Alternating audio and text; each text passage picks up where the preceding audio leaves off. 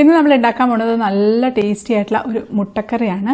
തേങ്ങ വറുത്തരച്ച് വെച്ചിട്ടുള്ള മുട്ടക്കറി. എളുപ്പമാണ് ഉണ്ടാക്കാനായിട്ട്, ഒരുപാട് ബുദ്ധിമുട്ടൊന്നുമില്ല. രാവിലെയൊക്കെ പെട്ടെന്ന് തന്നെ തയ്യാറാക്കിയെടുക്കാം. അതിൻ്റെ കൂടെ നല്ല ടേസ്റ്റി ആയിട്ടുള്ള കുട്ടിപ്പത്തിരിയുണ്ട്. അപ്പോൾ നമുക്ക് റെസിപ്പിയിലേക്ക് പോവാം. വീഡിയോ തുടങ്ങുന്നതിന് മുമ്പ് ഒരു കാര്യം, നമ്മുടെ ചിക്കൂസ് ഡേ ഗിവ് അവേ നടക്കുന്ന കാര്യം എല്ലാവർക്കും അറിയായിരിക്കുമല്ലോ. അറിയാത്തവർക്ക് വേണ്ടി താഴെ ഡിസ്ക്രിപ്ഷൻ ബോക്സിൽ ആ വീഡിയോയുടെ ലിങ്ക് ഇട്ടേക്കാം. ഒരുപാട് എക്സൈറ്റിംഗ് ആയിട്ടുള്ള സമ്മാനങ്ങളാണ് നിങ്ങളെ കാത്തിരിക്കുന്നത്. ഒരുപാട് മെയിലുകൾ ഇപ്പോഴും വന്നുകൊണ്ടിരിക്കുന്നുണ്ട്. ഇനിയും അയച്ചിട്ടില്ലാത്തവർ പെട്ടെന്ന് തന്നെ അയച്ചോളൂ. അപ്പോൾ നമ്മുടെ മുട്ടക്കറി ഉണ്ടാക്കാനായിട്ട് ആദ്യം കടായിലേക്ക് കുറച്ച് വെളിച്ചെണ്ണ ഒഴിച്ചിട്ടുണ്ട്. അതിലേക്ക് ഒരു ഇഞ്ചി കഷ്ണം ഇഞ്ചി നീളത്തിൽ അരിഞ്ഞിട്ട് കൊടുക്കുകയാണ്. അതൊന്ന് മൂത്ത് വരട്ടെ. ഒരുപാട് സമയമൊന്നും വേണ്ട, ഒരു മിനിറ്റൊക്കെ ഒന്ന് വഴറ്റിയാൽ മതി. അതിലേക്ക് ഒരു 4-5 വെളുത്തുള്ളി രണ്ടായിട്ട് മുറിച്ചതാണ് ഇട്ട് കൊടുക്കുന്നത്. അതിലേക്ക് 2 സവാള അരിഞ്ഞതിട്ട് കൊടുക്കാം. പിന്നെ ഒരു 2 പച്ചമുളക് ഇട്ട് കൊടുക്കുന്നുണ്ട്. കുറച്ച് കറിവേപ്പിലയും കൂടെ ഇട്ട് കൊടുക്കാം. ആവശ്യത്തിന് ഉപ്പും കൂടിയിട്ട് നമുക്ക് നന്നായിട്ടൊന്ന് വഴറ്റിയെടുക്കാം. അപ്പോൾ അത് നന്നായിട്ടൊന്ന് വഴന്ന് വന്നിട്ടുണ്ട്. അപ്പോൾ അത് സൈഡിലേക്ക് അങ്ങ് മാറ്റി വെക്കുകയാണ്.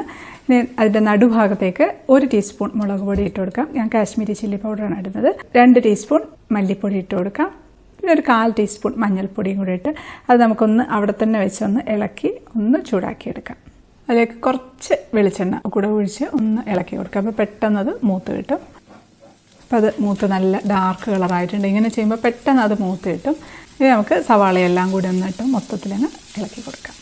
അത് മതി. അതെല്ലാം കൂടെ നന്നായിട്ടൊന്ന് ഇളക്കിയാൽ മതി. ഇനി അതിലേക്ക് നമുക്ക് ഒരു ചെറിയ തക്കാളി മുറിച്ചിട്ട് കൊടുക്കാം. എല്ലാം കൂടി ഇട്ട് അവിടെ ഇങ്ങനെ തട്ടിപ്പൊത്തി അങ്ങ് വെച്ച് അടച്ചു വെച്ച് കൊടുക്കാം. വളരെ കുറഞ്ഞ തീയിലൊന്ന് വേവിച്ചെടുക്കാം.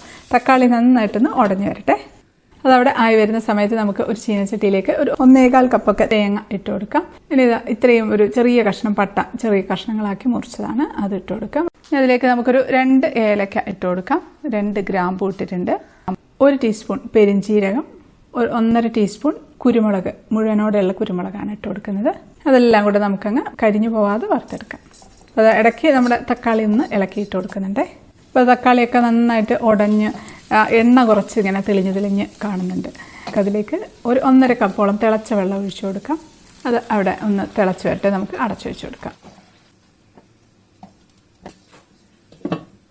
തേങ്ങ ഇതാ നന്നായിട്ട് മൂത്ത് വന്നിട്ടുണ്ട്.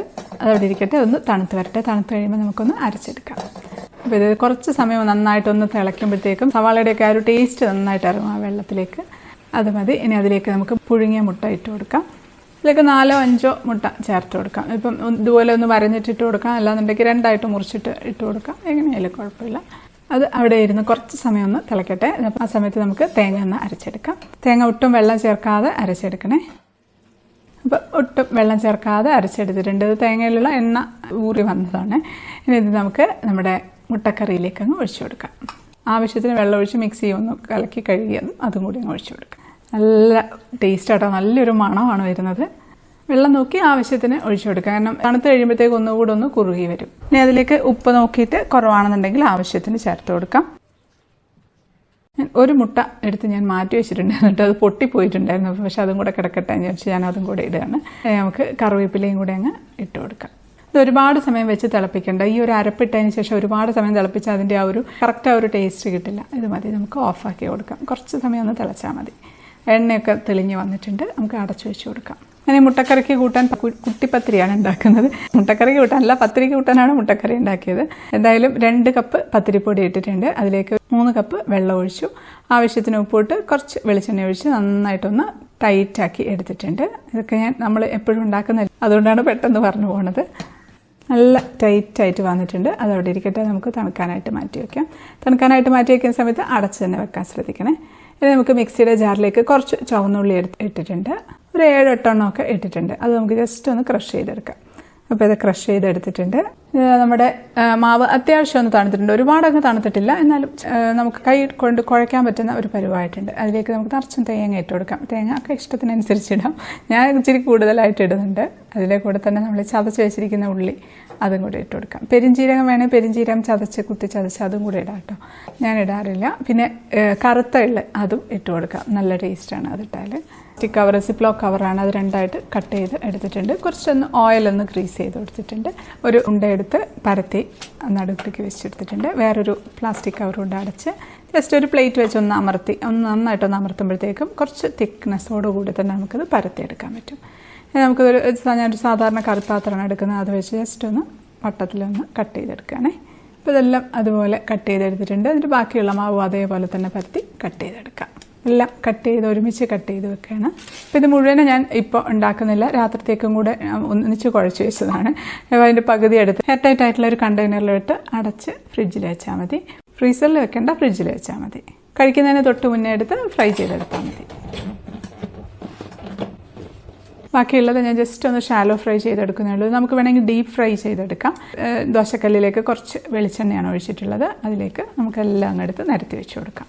അപ്പോൾ അത് ആ സൈഡ് ആയി കഴിയുമ്പോൾ നമുക്കൊന്ന് മറിച്ചിട്ട് കൊടുക്കാം. വേണമെങ്കിൽ കുറച്ചുകൂടെ വെളിച്ചെണ്ണ ഒഴിക്കാം, ഇല്ലെങ്കിലും കുഴപ്പമൊന്നുമില്ല.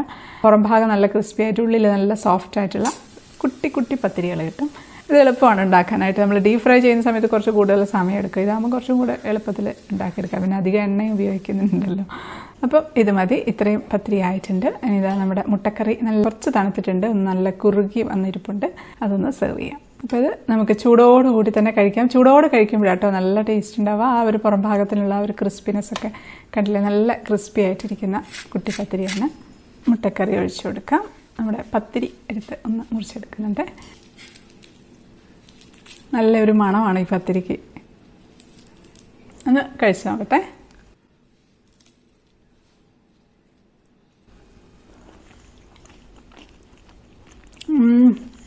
അടിപൊളി ടേസ്റ്റ് ആട്ടോ. ആ ഒരു ക്രിസ്പിനെസ്സും ഉള്ളിലുള്ള ഒരു സോഫ്റ്റ്നെസ്സും പിന്നെ അതിൻ്റെ ആ ഒരു സ്മെല്ല് പ്രത്യേക മണമാണ്. നമ്മൾ ഉള്ളി ചതച്ചിട്ടുണ്ട്.